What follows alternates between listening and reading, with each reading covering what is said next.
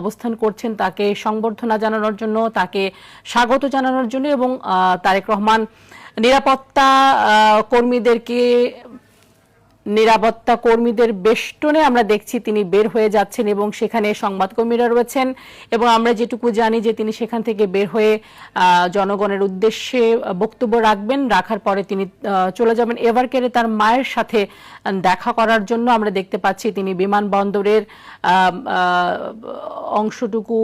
অতিক্রম করে চলে যাচ্ছেন এবং আমরা দেখছি দ্রুত সময়ের মধ্যে নিশ্চয়ই তিনি জনগণের মধ্যে আসবেন এবং দীর্ঘ প্রতীক্ষার পর তিনি সাধারণ জনগণের সাথে বিএনপির যেই নেতাকর্মীরা রয়েছেন দীর্ঘদিন ধরে তার সাথে দেখা করার জন্য অধীর আগ্রহে অপেক্ষা করছিলেন, সেই ক্ষণ আমরা কিছুক্ষণের মধ্যেই দেখতে পাবো। আমরা যেটি জানি যে আগামীকাল জুমার নামাজের পর, শুক্রবার জুমার নামাজের পর তার পিতা শহীদ জিয়াউর রহমান, রাষ্ট্রপতি জিয়াউর রহমানের মাজার জিয়ারত